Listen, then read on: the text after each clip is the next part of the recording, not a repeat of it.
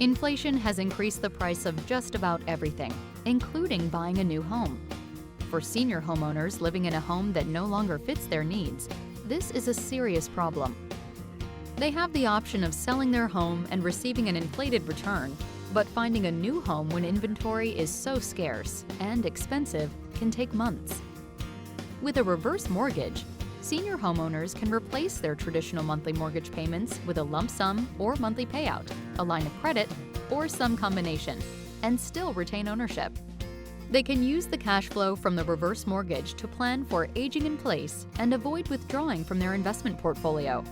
And even though the current increase in interest rates means homeowners can borrow a bit less of the equity in their home, it is still more cost-efficient than moving. But a reverse mortgage isn't right for everyone, so it's important that you fully understand the process before making a decision. To find out more, call us today